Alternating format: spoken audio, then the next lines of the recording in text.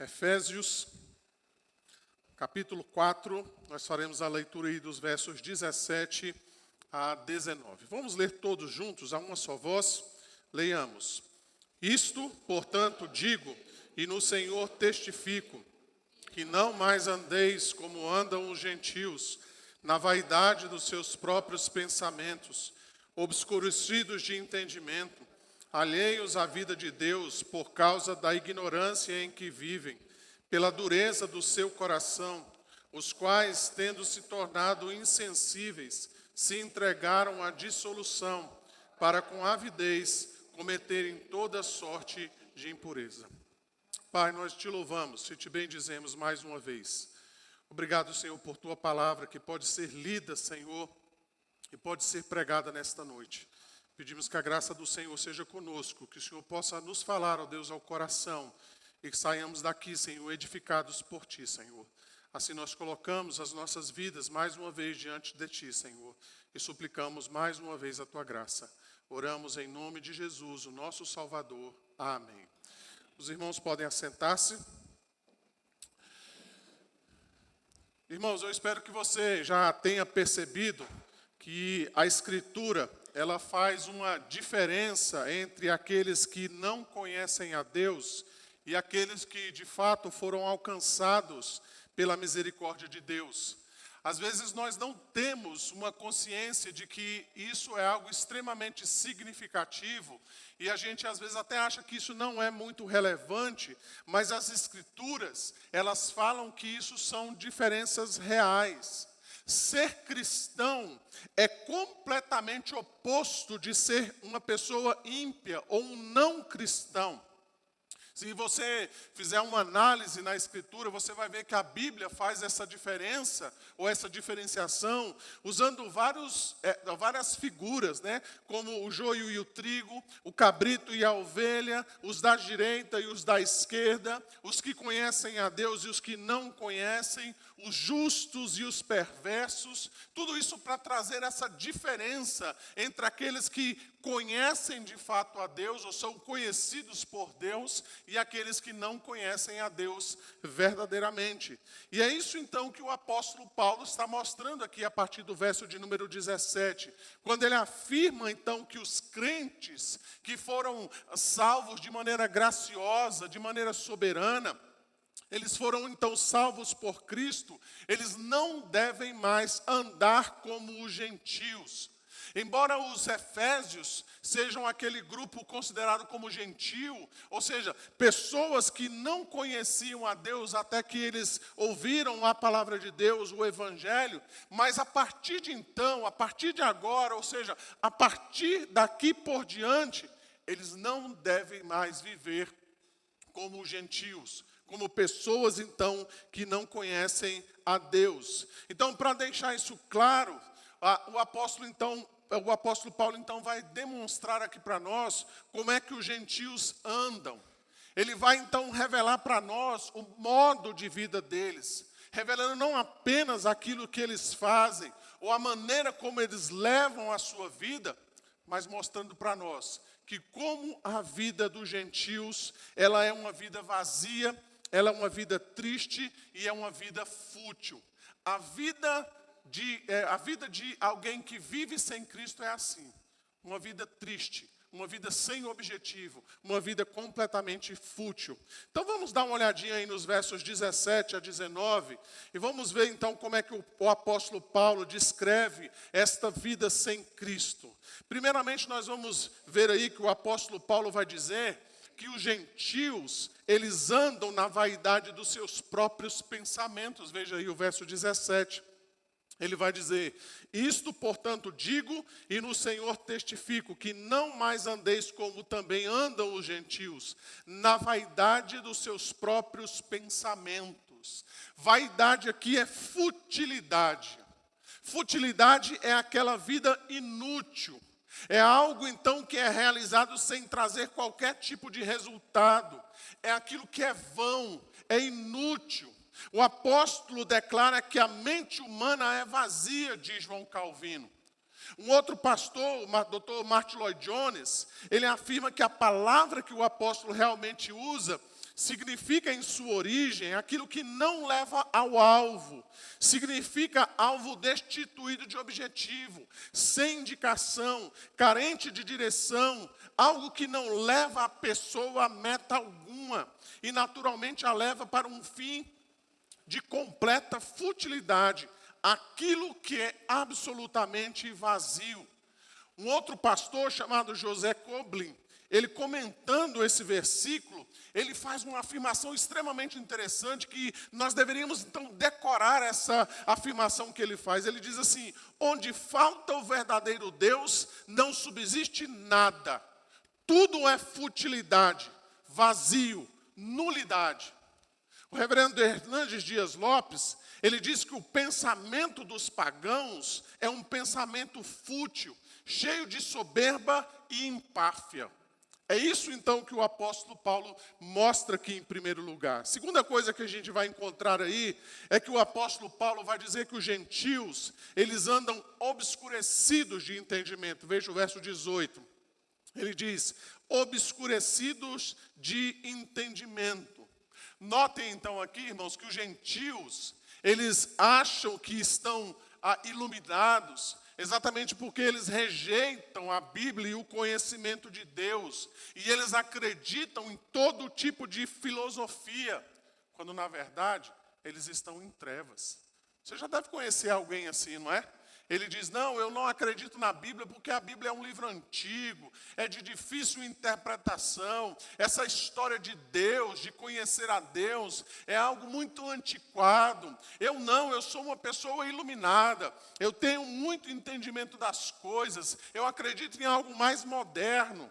Mas o que a Bíblia vai descrever é que essa pessoa, na verdade, ela anda nas trevas. Paulo, em Romanos capítulo 1, verso 22, ele afirma que esses gentios, dizendo-se sábios, tornaram-se loucos. Em 2 Coríntios 4, verso 4, Paulo diz que o Deus deste século cegou o entendimento dos incrédulos.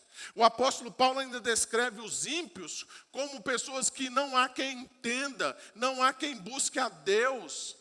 Então veja que o apóstolo Paulo descreve esse tipo de vida então que esses gentios levam.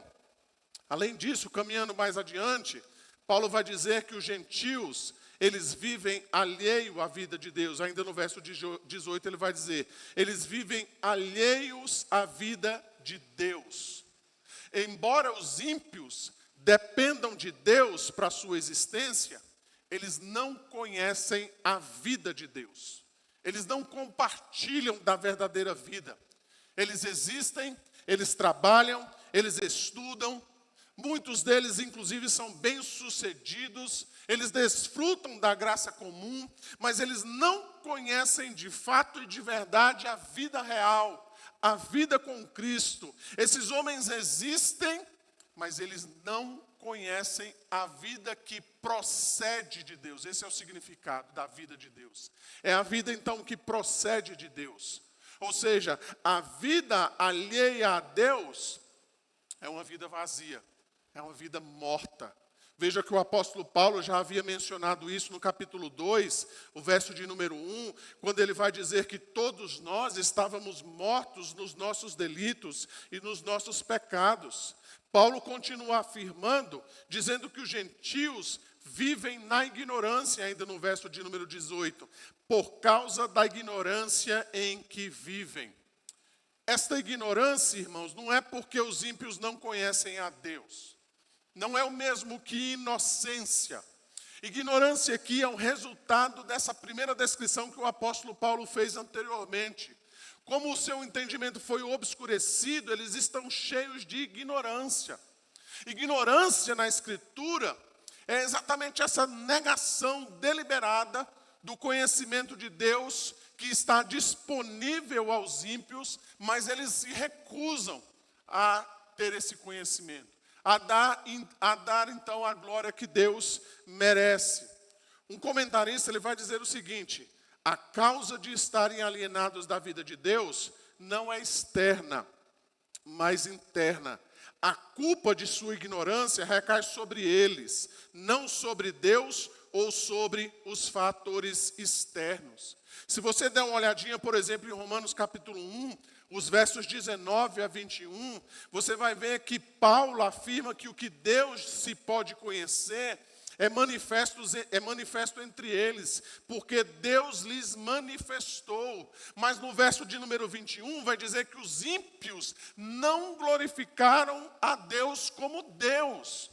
Então o que o apóstolo está dizendo aqui é exatamente aquilo que nós conhecemos. Deus então se revela por meio da ordem natural, da criação, mas os homens então, ao invés de darem glórias a Deus e reconhecerem então como Deus Criador, eles simplesmente o ignoram. Eles simplesmente tentam apagar tudo aquilo que diz respeito a Deus. João capítulo 1, verso 10, vai dizer que embora o mundo tenha sido criado por Cristo, o mundo o recusou a conhecê-lo. Não é à toa, irmãos, que a Escritura vai dizer que esses ímpios são indesculpáveis.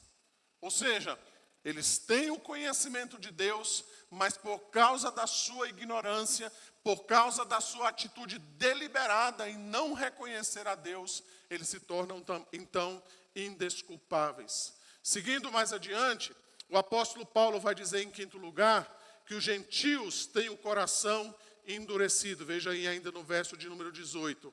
Pela dureza do seu coração. A palavra que aparece aí traduzida para nós como dureza é uma palavra bem interessante. É a palavra poroses.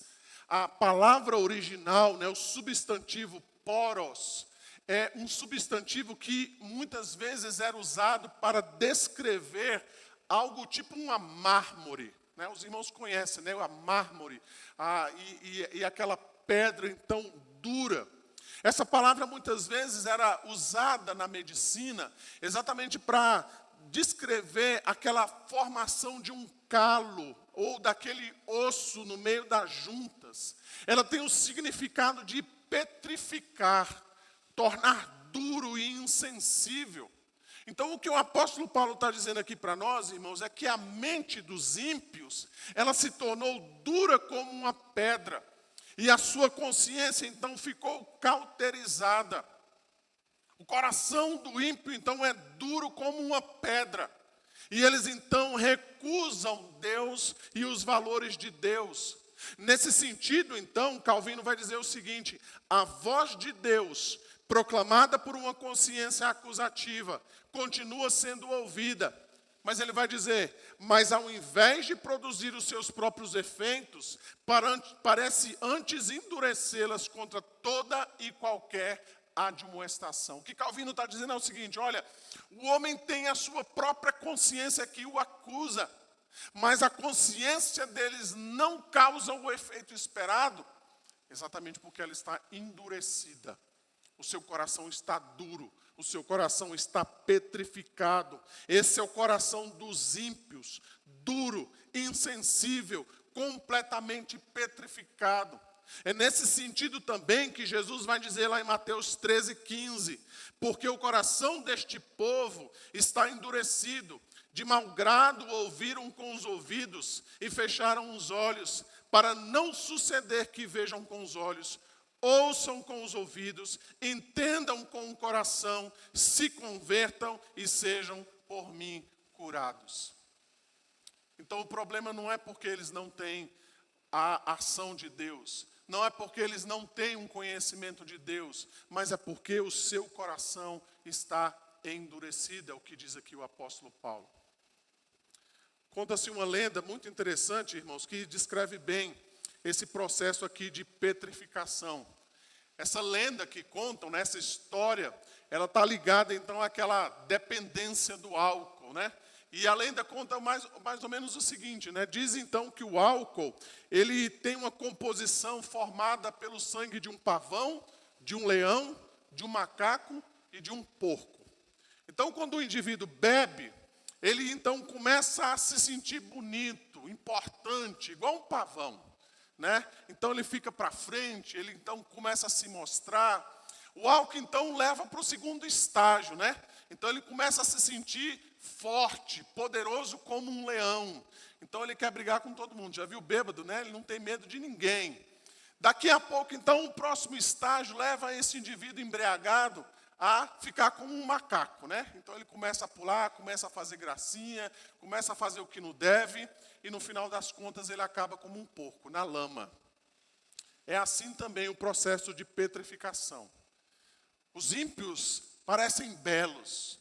À primeira vista, eles parecem sem nenhum tipo de problema. Eles parecem muito fortes como um leão.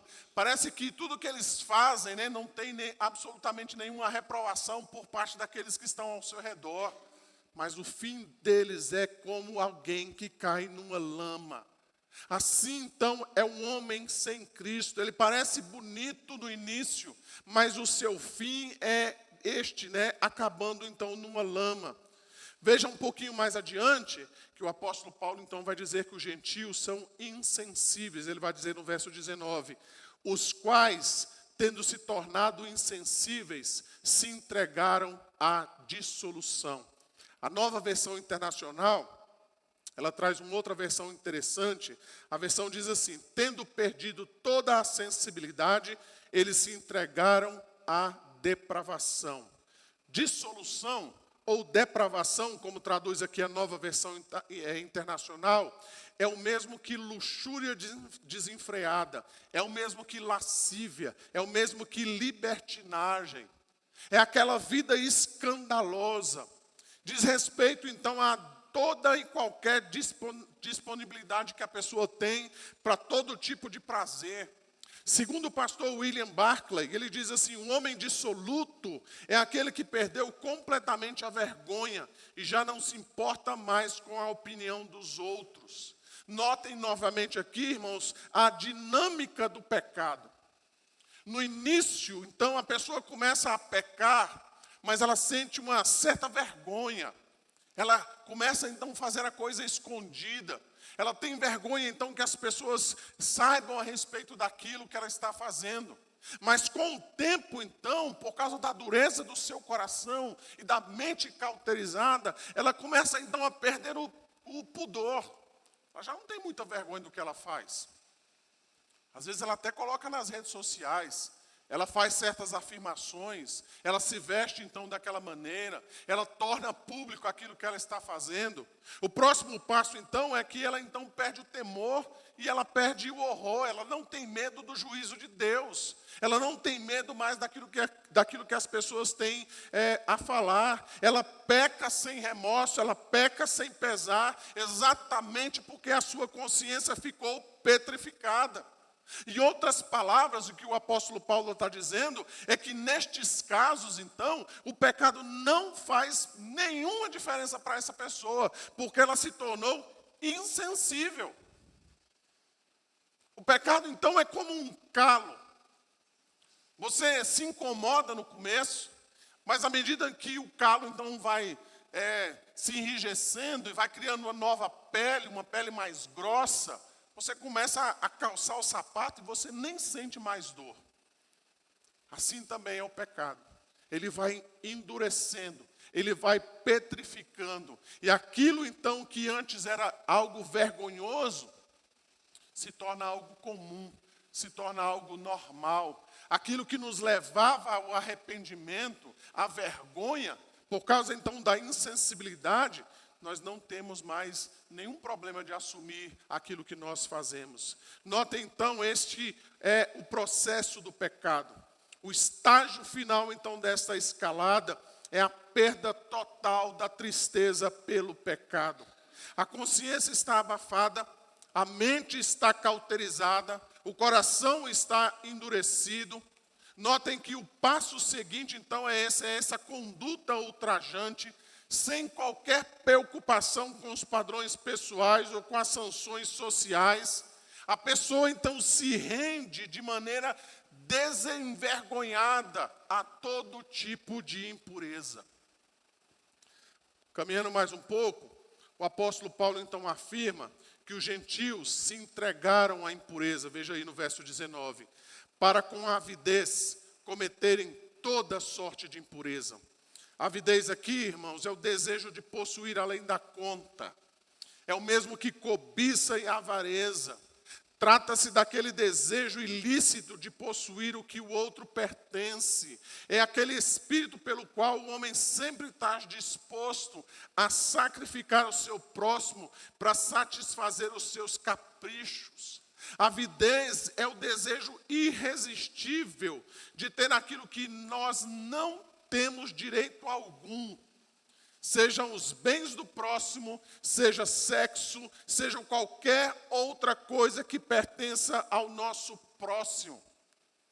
Francis Foulkes, um outro comentarista, ele define a avidez como o desejo de ter mais do que é devido, a paixão de possuir qualquer consideração para com que seja justo ou para com o direito das outras pessoas. Novamente, William Barclay, ele define a avidez como o mesmo que cobiça feroz, ou seja, o espírito do homem que emprega todos os meios possíveis para se aproveitar do seu próximo. É defraudar o outro com astúcia, é usar de esperteza para conseguir o que não é lícito, é a ambição desmedida. Ele vai dizer, é o maldito amor de possuir aquilo que não é legítimo. É o injusto desejo de ter tudo aquilo que não lhe pertence. E Paulo vai dizer, estes são os gentios. Por causa da sua ignorância, da sua insensibilidade, da sua avareza, eles cometem toda sorte de impureza. A tradução da linguagem de hoje, ele diz assim, eles perderam toda a vergonha e se entregaram totalmente aos vícios. Eles não têm nenhum controle e fazem todo tipo de coisas indecentes. Notem então aqui, irmãos, partindo para o final, se nós colocarmos então todas essas expressões de Paulo, nós observarmos cuidadosamente as conexões que o apóstolo Paulo faz, ele parece descrever o terrível caminho do mal rumo ao declínio, que começa exatamente com essa obstinada rejeição da verdade conhecida de Deus. A dureza do coração leva à mente obscura, depois a morte da alma sobre o juízo de Deus e, finalmente, meus irmãos, a imprudência na vida. Veja então que o apóstolo Paulo vai dizer, tendo perdido toda a sensibilidade, as pessoas perdem todo o controle. Em resumo, o que o apóstolo Paulo está dizendo é que uma coisa leva a outra. Uma vez que o homem rejeita a Deus, o final da sua vida, então, é isso. É toda sorte de impureza. É um coração duro. É uma mente cauterizada. Amados irmãos, esse é o retrato da sociedade do apóstolo Paulo. Mas esse também é um retrato da nossa sociedade. Essa imagem que o apóstolo Paulo descreve aqui, ela está estampada todos os dias nos jornais e nos noticiários. Nós vemos isso todos os dias nas esquinas das ruas. A cada dia nós lidamos com pessoas egoístas e orgulhosas. Cada vez mais as pessoas falam menos sobre religião, mas ao mesmo tempo elas criam mais religião e mais elas estão afastadas de Deus. Mais elas querem criar os seus próprios caminhos, mais elas se tornam afastadas do Deus vivo e verdadeiro. Nós vivemos tempos em que os pecados que eram para ser censurados, que eram de nos corar de vergonha, eles são postos diante de nós, eles são normalizados pela sociedade em que nós vivemos, e muitas vezes eles são até mesmo incentivados. Se nós formos honestos diante daquilo que nós lemos nessa noite, nós vamos perceber que a sociedade sem Cristo está falida moralmente. Não tem padrões morais. Ela está afundada no seu pecado. Ela está afundada na dureza do seu coração. Ela está afundada na sua imoralidade. E talvez não seja essa mensagem que você queria ouvir nessa noite, não é? Talvez você queria que eu pudesse falar a respeito da bondade inerente do ser humano, dos seus feitos extraordinários, de como a vida neste mundo ela é boa, mesmo vivida longe de Deus. Talvez você queria que eu fizesse como os coaches que estão aí ao nosso redor, dizendo que você deve buscar o sentido dentro de você.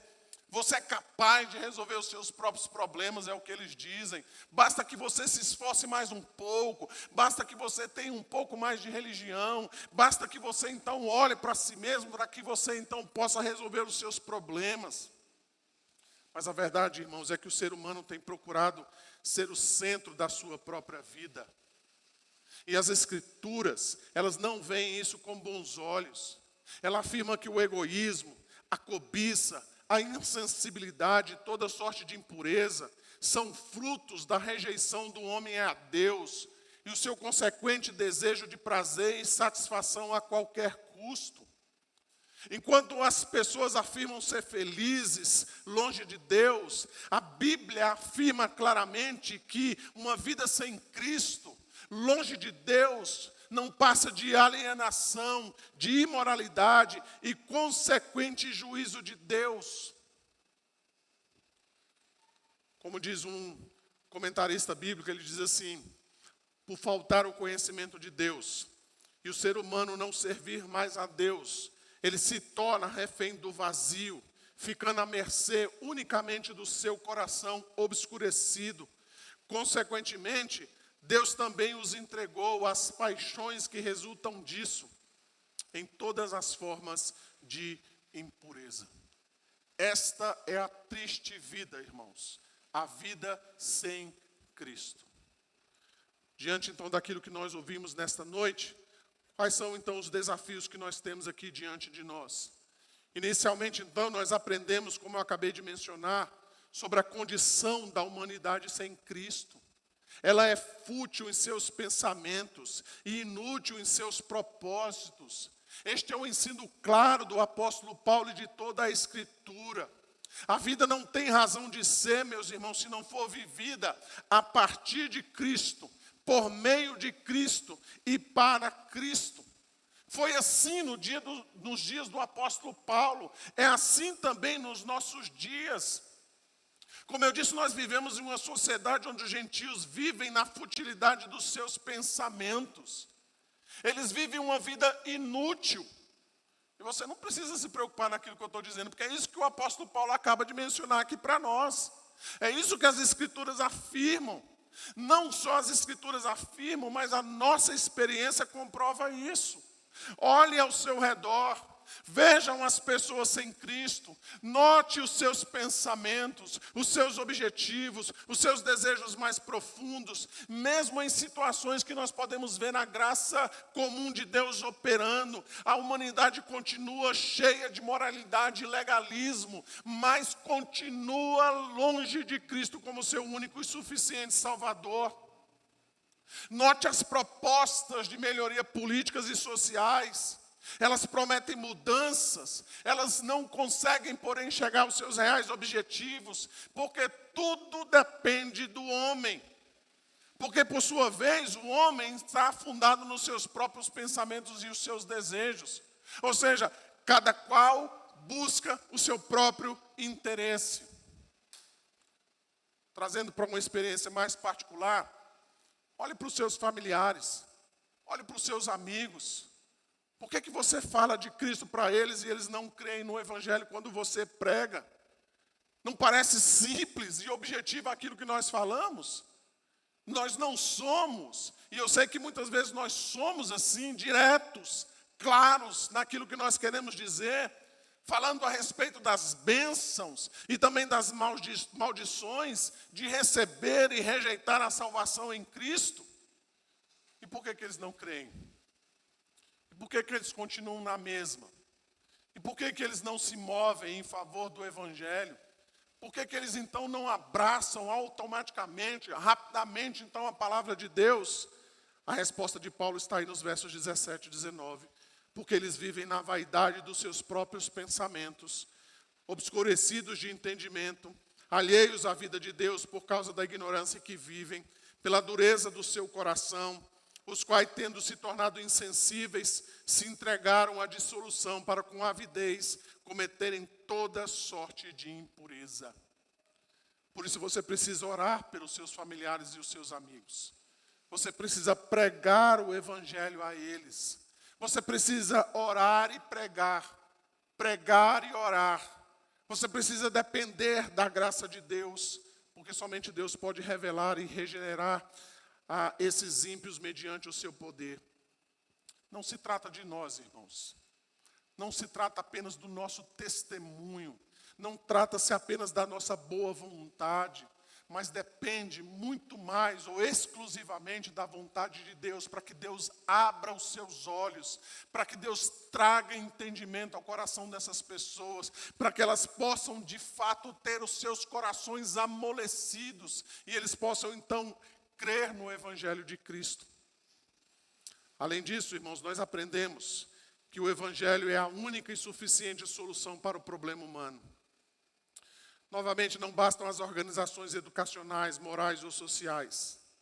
Não basta uma mudança política ou uma mudança na lei que ordene o bem-estar e a moral das pessoas. O que a sociedade precisa é do Evangelho. O homem sem Cristo deve arrepender-se de seus pecados e converter-se a Cristo. O homem sem Cristo deve abandonar toda a ideia humana de moralidade e abraçar os ensinos do Evangelho. Novamente, o Dr. Martin Lloyd Jones afirma o seguinte: o mal envolvido está no coração dos homens, e a única mensagem que pode lidar com o coração dos homens e que é apropriada para enfrentar o problema é o Evangelho da redenção. Por isso, irmãos, o que o seu amigo, o que o seu parente precisa é muito mais do que bons conselhos.